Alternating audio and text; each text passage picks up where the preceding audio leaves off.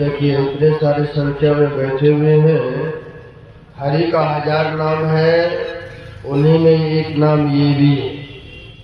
जैसे ईश्वर कहें, परमात्मा कहें, खुदा कहें या ब्रह्म कहें या गॉड कहें, है तो एक ही, कहने का तरीका ही अलग अलग। इसलिए सज्जनों, उस मालिक का नाम लेने में कंजूसी नहीं करना चाहिए। आइए एक बार पुनः बुलंद स्वर में जय घोष करें। बोलिए प्रेम से श्री सद्गुरु महाराज की जय। अखंड मंडलाकारणं व्याप्तं येन चराचरम् तत्पदं दर्शितं येन तस्मै श्री गुरवे नमः। परम गुरुवे नमः। परापर गुरुवे नमः। परमात्मा गुरुवे नमः। आत्मा गुरुवे नमः। आदि गुरुदेव अनादि गुरुदेव अनंत गुरुदेव अखिल गुरुदेव चरण गुरुदेव शरण गुरुदेव श्री गुरु महाराज चरणारविंदो नमो नमस्ते। महाराज सद्गुरु है राजन का राजा है, जिनकी कृपा से सर्व काजा। मन में ही सोई परम गुरु नमामि। नमामि नमामि नमामि।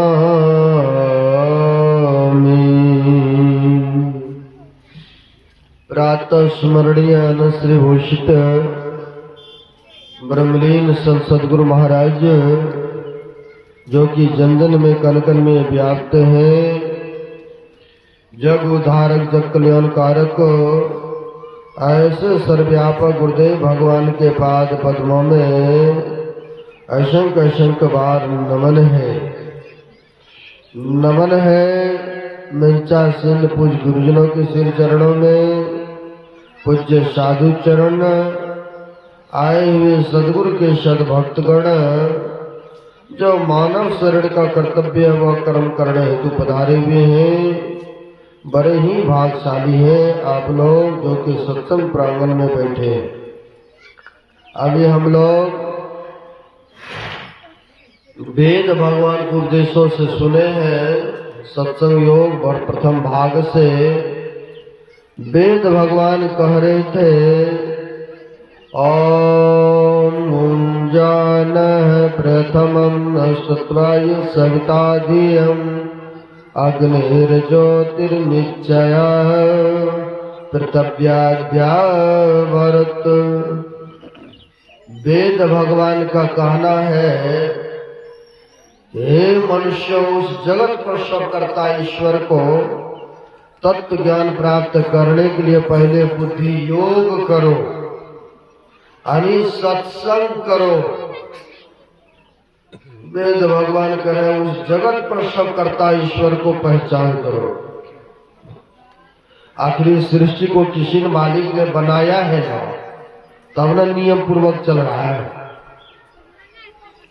अरे उन मालिक को बनाने में, सब चीज नियम पूर्वक चलाने में अपना उन्होंने योगदान दिए हैं, और उसी के दरमियान में हम लोग हैं।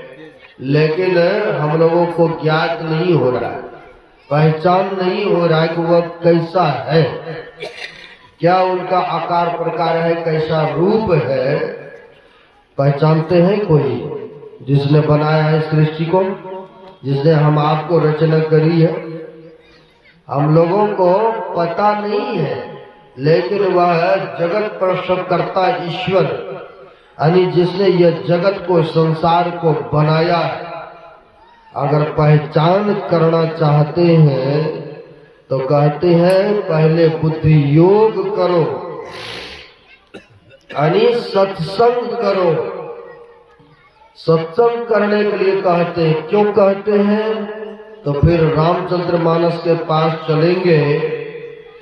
रामायण में गोस्वामी जी महाराज कहते हैं, बिनु सत्संग विवेक न होई, राम कृपा बिनु सुलभ न सोई। यानी बिना सत्संग किए सत्य असत्य का ज्ञान व्यक्ति को नहीं होता, कर्तव्य और कर्तव्य का ज्ञान नहीं होता है, धर्म और धर्म का ज्ञान नहीं होता है, बड़ों के साथ कैसे वर्ताव करना है, यह ज्ञान जब तक सत्संग में नहीं आएंगे तब तक विवेक नहीं होता है। वही गोस्वामी जी महाराज कह रहे हैं, बिना सत्संग विवेक न हो। गोस्वामी जी महाराज ने रामायण में लिखा, और भी महापुरुषों के पास चलते हैं तो कहते हैं, करी सत्संग, गुरुदेव कहते महर्षि में एक पदावली में, करी सत्संग गुरु खोज करिए, चुनिए गुरु साचा, बिनु सतगुरु के ज्ञान पंथ सब कच्चा ही कच्चा। यानी गुरुदेव कहते हैं, करी सत्संग, खूब सत्संग कीजिए। जब खूब सत्संग करेंगे तो मन में जिज्ञासा होगी कि नहीं गुरु बनाना चाहिए, क्योंकि रामायण में लिखे हैं, बिना गुरु का ज्ञान नहीं हो सकता, भावसागर से पार नहीं हो सकते। गोस्वामी जी महाराज लिखते, बिन गुरु भव निधि तरे न कोई, जो बिरंच शंकर सम होई। चाहे ब्रह्मा शंकर के समान क्यों न हो जाए, अरे बिना गुरु का भावसागर से पार नहीं हो सकते। वही गुरु महाराज कह रहे हैं कि करी सत्संग, खूब सत्संग करेंगे तो मन में जिज्ञासा होंगे कि नहीं गुरु बनाना चाहिए। जब गुरु बनेंगे तो गुरु क्या बताएंगे? तो वेद भगवान के पास चलते हो, जो मानस योग यानी मानस जप, मानस ध्यान करने की प्रक्रिया देंगे आपको, ज्योति योग, दृष्टि योग की क्रिया। वही गुरु महाराज यहाँ पर कह रहे हैं कि करी सत्संग गुरु खोज करिए, चुनिए गुरु साचा। जब साचा गुरु मिलेंगे जीवन में तो वह आपको मानस योग की विधि बता देगा। मानस योग यानी मंत्र जप करने के लिए प्रक्रिया दे देंगे, मानस ध्यान करने के लिए प्रक्रिया दे देंगे, और मंत्र जप करने के लिए जो हम लोगों को गुरुदेव बताए हैं 3 प्रकार से हैं, वाचिक जप, उपांशु जप और मानस जप। लेकिन महापुरुषों ने तो कहा सबसे विशेषदायक, लाभदायक, फायदामंद मानस जप करने से होता है। गुरु महाराज ने कहा है, अति पावन गुरु मंत्र मन ही मन जाप जपो। चाहे कोई भी काम कर रहे हैं, हाथ पर से काम कर रहे हैं, मन से मंत्र को जपिए। जब जप करते रहेंगे और जो भी कार्य कर रहे हैं वह सिद्ध होगा, कुशलता पूर्वक वह कार्य हो जाएंगे। और मंत्र जप जो करते रहते हैं तो गुरुदेव की ही वाणी है, हरदम रटो और कभू न हटो, तुम्हें छेड़ेगा नहीं काल। काल भी कुछ नहीं बिगाड़ पाते हैं जो मनोयोग श्रद्धा पूर्वक जप करते हैं। यही मंत्र जप करने के उपरांत ही हम आपके अंतःकरण पवित्र होगा। यह नहीं कि जाके त्रिवेणी संगम में कुंभ के मेले में जाकर के स्नान करेंगे, डुबकी लगाएंगे तो हम आपके अंतःकरण पवित्र हो जाएगा, शुद्ध हो जाएगा, सभी पापे कट जाएंगे, धुल जाएंगे। ऐसा वेद उपनिषद नहीं कहा है। वेद मंत्र में आया है, वेद भगवान फरमाते हैं, त्रिवेणी संगमो यत्र कृतराज उच्चते तत्र स्नान प्रकुर्वृत्ति सर्वपापे प्रमुच्यते। कौन से त्रिवेणी संगम में स्नान करेंगे? जो जीवन में हम लोगों का अशुभ बना है, वो कर्तव्य कर्म बना है, पाप में कर्म बना है, उससे बच सकते हैं। सब न चाहते हैं बचने के लिए कि सबको दुख पसंद है, किसी को दुख पसंद नहीं है। सब कोई चाहते हैं जो भी ऐसे अशुभ कर्म बना है वह भोगना नहीं पड़े। इसी उद्देश्य से लोग जा जा करके कहा, देखिए प्रेजेंट में अभी प्रयागराज में लोग जा रहा है, स्नान कर रहा है, क्योंकि जीवन में जो भी अशुभ कर्म बना है वह हमारा कट जाए, धुल जाए, ये खत्म हो जाए। यह जोर घटा वाला बात नहीं है कि 4 में 4 दिया तो 0 बच गए, ऐसा नहीं होता है। पुण्य किए तो उसका अलग फल मिलेगा, पाप में कर्म बना उसका अलग फल मिलता है। लेकिन सज्जन लोग की धारणा, आस्था, विश्वास ऐसी बनी हुई है कि हम वहां स्नान करेंगे तो सभी पापों से हमें छुटकारा मिल जाएंगे। लेकिन ऐसा नहीं है। महापुरुषों ने कहा, कौन सी त्रिवेणी में गोता लगाएंगे जो कि सर्वपापे प्रमुच्यते। तो और भी आगे बढ़ते हैं, वेद मंत्र में आया है, हीरा भगवती गंगा पिंगला यमुना नदी हीरा पिंगलोर मध्य च सुषमना च सरस्वती। यानी हीरा और पिंगला धारों को जोड़ करके, हीरा गंगा धार है, पिंगला यमुना की धार है, सुषुम्ना में वह सरस्वती की धार है। जो हीरा और पिंगला धारों को जोड़ करके सुषुम्ना में प्रवेश करेंगे उन्हीं का होता सर्वपापे प्रमुच्यते। उन्हीं का सब पाप कटेगा, धुलेगा, मिटेगा। अन्यथा खूब डुबकी लगाते रहेंगे संभवतः नहीं है। वेद का वाणी है ना। और भी कहा, तीर्थ में जाने से कितना फल, कोटि कोटि तीर्थ करे, कोटि कोटि करे धाम, और जब लग संत न सेविए तब लग सरे न काम। खूब तीर्थों में, खूब मंदिरों में, खूब धामों में जा रहे, जीवन में सदगुरु नहीं आया, जीवन में संतों से मंत्र नहीं लिए, दीक्षा नहीं लिए, तो सज्जनों कहा कोटि कोटि करे धाम, और जब लग संत न सेविए तब लग सरे न काम। तब तक आपका काम बनने वाला नहीं है, तब तक जीवन आपका सुखद और मंगल में होना संभवतः नहीं है। चलो तीर्थों में भी जाते हैं, विशेष लाभ चाहिए कि कम चाहिए? सबको कहेंगे हमें तो विशेष फायदा चाहिए न, विशेष लाभ चाहिए। तो महापुरुषों ने कहा, तीर्थ गए तो एक फल, संत मिले फल 4, और सदगुरु मिले अनेक फल, कह कबीर विचार। अब आपको अनेक फल चाहिए कि एक ही फल चाहिए? अब तो यह सोचने वाली बात है।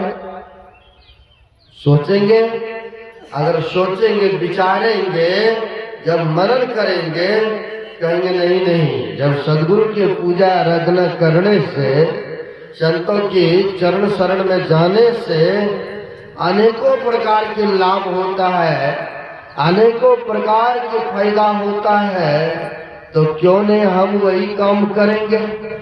नहीं, सब न विशेष लाभ चाहते हैं। और कबीर साहब ने तो कहा इस सत्संग में लाभ बहुत है, तुरंत मिलावे गुरु से, अब मूर्ख जन कोई सार न जाने सत्संग में अमृत बरसे। महापुरुष कहते हैं इस सत्संग में लाभ बहुत है, थोड़ा नहीं बहुत। अब बहुत का कोई अंत नहीं।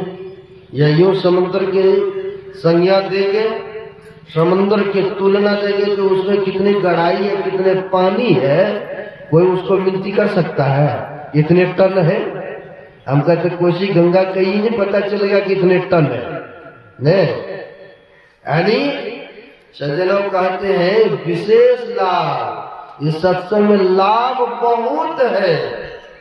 अब आप कहेंगे बहुत होता है सत्संग जाने से, सत्संग करने से, संत महापुरुषों के चरण शरण जाने से बहुत लाभ। क्या लाभ मिलता है? सज्जनों, जो सत्संग के डोर को पकड़े रहते हैं ना, तो महापुरुषों ने कहा है सत्संग में लागी रहो रे भाई, टेढ़ी बिगड़ी बात बन जाए। सब लोग बिगड़ी बात बनाना चाहते हैं। अब आप कहेंगे कि सत्संग को पकड़े रहेंगे तो हमारा क्या बिगड़ा बात बन जाएंगे, बिगड़ा काम बन जाएंगे? तो महापुरुष कहते हैं अवश्य बनता है।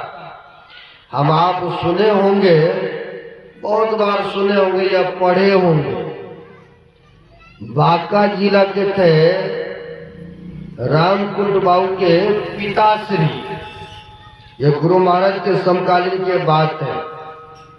देखिए संतों के प्रति श्रद्धा और सत्संग के प्रति कितनी बड़ी विश्वास है। सत्संग को नहीं छोड़ा, बहुत बड़ी दुर्घटना घट गई घर में, लेकिन सत्संग नहीं छोड़ा।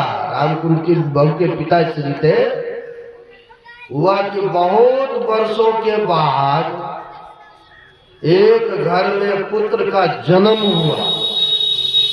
अब खुशी हुई, बहुत वर्षों के बाद घर में पुत्र रत्न जन्म लिया था, तो खुशियां हुई मन में कि नहीं, जिन सदगुरु के कृपा से इतने वर्ष हो गए शादी का, पुत्र का जन्म हुआ, तो उन्हीं संतों को बुला करके भंडारा और सत्संग कराएंगे, है ना, सत्संग कराएंगे। तो गए रामकुंड बाबू के पिताश्री, गए गुप्पा घाट भागलपुर, उसमें गुरु महाराज स्व शरीर में थे। गए गुरुदेव से समय लेने के लिए, समय लेने के लिए गए। गुरुदेव से कहते गुरुदेव आपकी कृपा से, आपके दया से हमारे घर में एक पुत्र रत्न का प्राप्त हुआ है। उनका जन्मदिन फलाने तारीख को फलाना महीना में। कई आदमी होता है ना, अपने बच्चे के जन्मदिन पर सत्संग भंडारा, बाबा लोगों को बुलाना। वैसे ही गुरु महाराज के पास गए और गुरुदेव से प्रार्थना करते, आग्रह करते, विनती कि गुरुदेव फलाना महीना में फलाना तारीख को हमें सत्संग का समय दिया जाए। हमारे घर में पुत्र का जन्म हुआ, उन्हीं के जन्म दिवस के उपलक्ष्य में अब सत्संग भंडारा कराना चाहते हैं, कृपा किया जाए गुरुदेव। गुरु महाराज तो भूत भविष्य वर्तमान को बातों को जानने वाले, बशर्ते कई बार महापुरुष होते हैं नहीं बताते हैं, उनकी मौज है, और कई बार आकर के मौज में बता भी देते हैं। क्या लीला करते हैं ये तो आम आदमी को पता नहीं। कहा संतन की गति कोई दादू जाने ना कोई। संत की गति जो होते ना वह गुप्त होता है। अब जब कोई कहे 5वीं क्लास के विद्यार्थी मैट्रिक वाला को हम परीक्षा ले, संभव है? नहीं है। हम मैट्रिक वाला 5वीं 6वीं वाला के लिए 7वीं 9वीं का, लेकिन इधर वाला चाहे उच्चकोटि विद्यार्थी को लेना संभवता नहीं है। संत की गति निराली होते हैं, जो वहां तक पहुंचेंगे वही तो पहचान पाएंगे ना। है सज्जनों, गुरु महाराज तो अंतर्यामी महापुरुष, भूत भविष्य वर्तमान के बातों को जानने वाले। अब यह जो सज्जन गए थे बांका जिला से सत्संग लेने के लिए, तारीख महीना निश्चित कर रहे थे। गुरु महाराज ने कहा नहीं, यह तारीख को यह महीना में हम नहीं देंगे सत्संग। हम यह सत्संग दे रहा हूँ फलाना तारीख को, इतने तारीख को आपको अगर उस तारीख में करने की इच्छा हो तो लो मैं निर्धारित करता हूँ, नहीं करना तो कोई बात नहीं।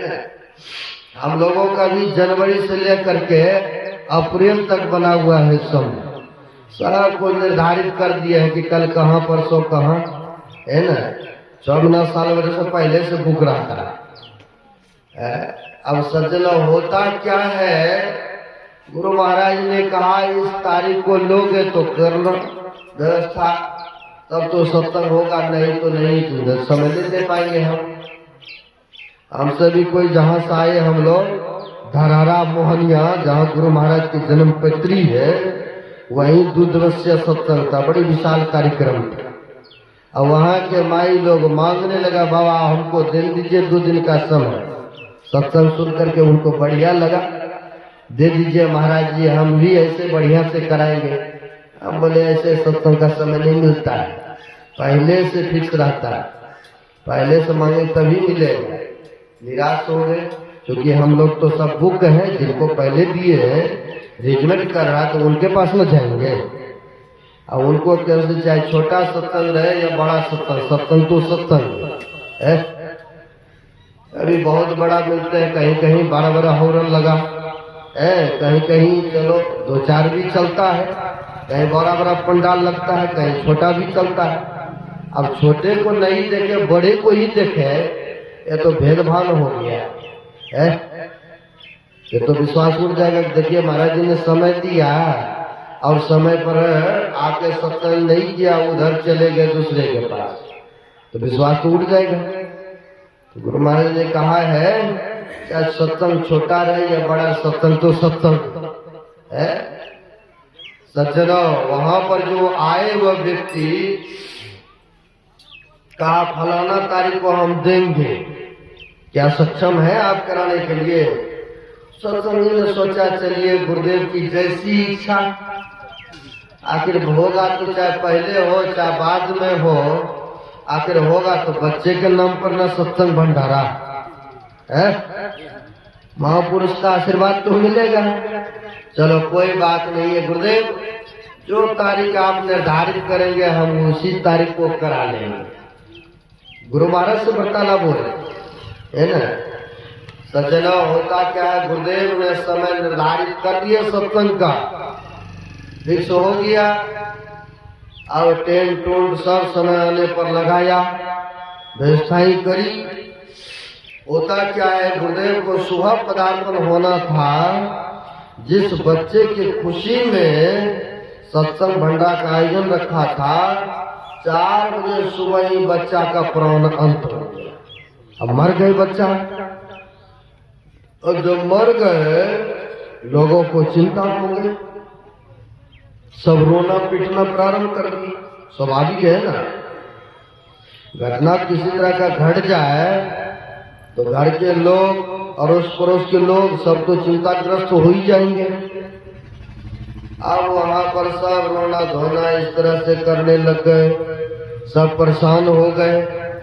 किसी ने कहा गांव के लोगों ने, जाइए, उस समय फोन तो नहीं चलता है, जाइए भेज दीजिए उनको, कह दीजिए गुरुदेव को जा करके घर में ऐसे ऐसे घटना घटित हो गए हैं, सो सत्संग अब कैंसिल हो जाए, है सत्संग नहीं करा पाएंगे। गांव के लोगों ने बोला करके जो गिरिपति था उनसे कहा, लेकिन गिरिपति जो थे बड़े गुरु महाराज के प्रति विश्वासी श्रद्धावान। कहा एक तो पुत्र हमारा चला ही गया, पुत्र तो हमारे जीवन से चला ही गया, लेकिन अब सत्संग को क्यों जाने दे। महापुरुषों ने समय निर्धारित किए हैं, गुरु महाराज ने, अगर हम ऐसे से कहेंगे तो सत्संग भी कैंसिल हो जाएगा, नहीं आएंगे। बोला बच्चे को एक रूम में रख दो, गुरु महाराज आ रहे तो आने दीजिए, बच्चे को बाद में सत्संग के बाद जो करना होगा करेंगे, दफना देंगे या दाह संस्कार करेंगे जो करना होगा, लेकिन सत्संग को हम कैंसिल नहीं कराएंगे। अब कबीर साहब के वाणी क्या सुने हैं, इस सत्संग में लाभ बहुत है न, लेकिन अगर कोई तरह का आप ही लोग के घटना घट जाएगा ना, तुरते गुरु को छोड़ देंगे, तुरते सत्संग में आना छोड़ देंगे। ऐसा हुआ है। कोरोना काल में हमारे एक भगत था, क्योंकि था तो खगड़िया जिला के, लेकिन उनके लड़के बच्चे दिल्ली रह रहे थे। कोरोना काल में कोरोना पकड़ा, 18-20 लाख रुपया लगाया भी, नहीं बचा तो अब सत्संग ध्यान करना छोड़ दिया। अब ऐसा सब भी है। जय गुरु महाराज बोलाना भी छोड़ दिया, ध्यान पूजा सत्संग करना छोड़ दिए। बहुत समझाए, बहुत कहे, तो अब इधर से फिर से अब सत्संग धीरे धीरे कर रहा है ना। आप ही लोग को कुछ तरह घटना घट जाएगा ना तो सत्संग में आना छोड़ देंगे, साधु बाबा को बुलाना छोड़ देंगे। कई बार ऐसा देखने को मिलता है सज्जनों, लेकिन उसने बुलाना गुरु महाराज को नहीं छोड़े और कह दिए जो होना था वो हो गए, हम सत्संग को क्यों जाने दे। साधु बाबा आ रहे, गुरु महाराज आ रहे हैं, गुरु महाराज को हम आने से क्यों मना करें। कहा सत्संग हम कैंसिल नहीं कराए। देख लीजिए विश्वास। गुरु महाराज अपने शिष्य मंडली के साथ आए, शिष्य मंडली के साथ आए, भजन हुआ, भजन होने के बाद जो है स्तुति प्रार्थना हुई, धर्म ग्रंथों का पाठ हुआ, गुरुदेव का प्रवचन भी हुआ। जब प्रवचन हो गए, सब कुछ हो गए, तो आरती भी अंतिम में होता ही है, आरती भी हो गए, लेकिन तब तक कोई कुछ नहीं बताया ऐसे से घटना इनके घर में घटित हुआ है ना। लेकिन गुरु महाराज तो अंतर्यामी महापुरुष है ना, सब जानी जान महापुरुष। जैसे आरती लगेंगे तो सब आएंगे यहाँ प्रणाम करने, सब आते हैं प्रणाम करने। आए तो गुरु महाराज सोचते हैं ये लोग लग रहा है भेद नहीं खोला तो हम ही को खोलना पड़ेगा। घर में तो घटना घटित हो गया, लेकिन कोई व्यक्ति हमें नहीं बता रहा, लगता हम ही को भेद खोलना पड़ेगा। आया सब के सब प्रणाम करने, आया घर के भी गृहपति प्रणाम करने। अब खुशी की चेहरा और किसी तरह का घटना घटित का गम का चेहरा, दोनों में तो फर्क होगा ना, नहीं फेस पर तुरंत दिख जाएगा। आया वो बेचारा बड़े अंदर से उदास, बाहर से तो नहीं रो रहे थे अलग बात है, लेकिन उदास छाया हुआ था। आया जैसे प्रणाम करने तो गुरु महाराज नर लीला करते हैं। जैसे राम भगवान भी आए ना, क्या वो नहीं जानते थे कि हमारी सीता को हरण करके रावण ले गए हैं, कहा तो लंका में रखे अशोक वाटिका में, अब फिर भी पूछते फिर रहे हैं हमारे मृगनयनी सीता को देखे हो, बालों बंदरों पशु पक्षियों से गाछ वृक्षों से सबसे पूछते फिर। क्या भगवान राम को पता नहीं था? सब पता था। जब नरलोक में आते हैं तो एक मनुष्य के तरह लीलाएं करते हैं। गुरु महाराज तो सब जानी जान अंतर्यामी महापुरुष। जैसे गृहपति आए यहाँ तो उनको देख करके कहते हैं क्या जी आप लोगों को खुशी नहीं दिख रहा है चेहरे पर? आप लोगों ने बुलाया और तब ना हम लोग आए हैं। सत्संग करने का मन नहीं था तो नहीं कराता। तुम लोग बड़ी उदास हो, जैसे लगता तुम्हारा बेटा मर गया है क्या? बेटा तो मरा है वहां है, लेकिन कुछ ना कुछ गुरु महाराज ने ऐसा लेकिन लगा करके कहा तुम लोगों ने बुलाया तब ना हम लोग आए हैं, ऐसे तो नहीं आए हैं। जैसे लग रहा तुम्हारा बेटा मर गया, बेचारा तो रोने लग गए। वास्तव में बात तो सही है। आपके जैसे बुद्धिजीवी हाँ हजूर, इनका बेटा जिनके खुशी में यह सत्संग भंडारा का आयोजन रखा था वही बेटा इनका डेथ कर दिया। गुरु महाराज मौन हो गए। जैसे यह फूल है न, चरण में गुरु महाराज को फूल प्रसाद पहले स्वरूप नहीं लगते, जो पुराने होंगे पढ़े होंगे या सुने होंगे।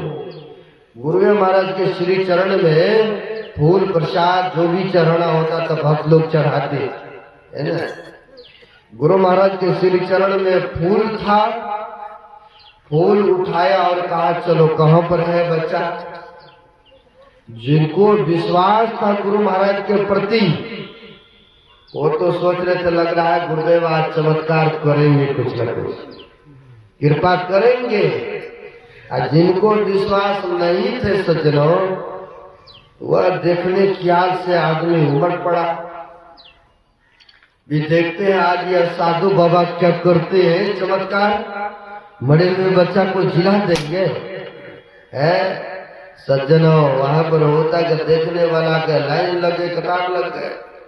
सदगुरु महाराज वहां पहुंचते हैं, जिस रूम में बच्चे को रखा था एक चादर से ढक करके उठा करके गए। वहां बच्चे की चादर हटाया, सीने पर एक फूल रख दिया। अब फूल रखने के बाद सदगुरु महाराज ने कहा इसकी माँ कहाँ है, उसको बुलाओ। बच्चे देखो भूख से बेहोश है। अब रात का 4 बजे भोर का मरा हुआ देख लीजिए, दिन हो गया। अगर भूख से बेहोश भी होगा तो हाथ भी फेंटेगा, चिल्लाएगा, रोएगा, टांग भी फेंटेगा। लेकिन जैसे का तैसे पड़ा है। गुरुदेव कहते हैं कहा इसके माँ बुला, इनको दूध पिलाएंगे। विश्वास तो गृहपति को नहीं हो रहा था। कोई उसी में से एक समझदार व्यक्ति थे का जैसे गुरु महाराज कह रहे वैसे करने क्या लगता है। अरे कहा इसकी माँ बुलाओ इसको। उनके माँ को, बच्चे के माँ को बुला, बेचारी रो रही थी। आई, बच्चे को गोद में दिया गया, बच्चे को गोद में दिया गया और कहा गुरुदेव ने बच्चे को दूध पिलाओ। सज्जनों जैसे स्थल से लगाया दूध पिलाने लगे, बच्चा भी दूध पीने लग गया। बच्चा भी दूध पीने लग गए, बच्चा जीवित हो गए। आप बताइए अगर कहीं सत्संग छोड़ देते, सदगुरु को बुलाना छोड़ देते तो बच्चा जीवित होता है। जीवन में तो बच्चा तो चले ही गया था, लेकिन सत्संग भी चला जाता, संतों के दर्शन भी चला जाता ना। इसलिए महापुरुषों ने कहा ना, सत्संग में लागी रहो रे भाई, और तेरी बिगड़ी बात बन जाइए। जो सत्संग में लगे रहते हैं ना, उनका बिगड़ा काम भी बढ़ जाता है।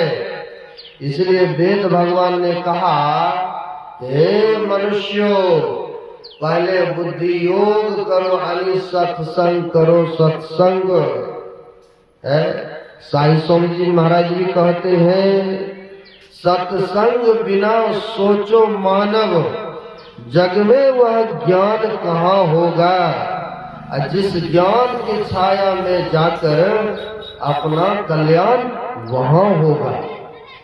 यानी अपना कल्याण चाहते हैं, अपना सुख शांति चाहते हैं, भविष्य उज्जवल चाहते हैं कि नरक में नहीं जाना पड़ा, नहीं ऐसे दुखों का मुंह देखना पड़े, तो कहते सत्संग को पकड़िए। सत्संग को, सत्संग में आइए, महापुरुषों को कहे अनुसार चलेंगे, जीवन में सुखी सुख रहेंगे। हाँ, दुख बहुत बड़ा आने वाला है, तो कहा है बहुत बड़ा दुख आने वाला है, कबीर दर्शन बड़े भागे सो पाए, और जो होवे सूली सजा कांटों पे टल जाए।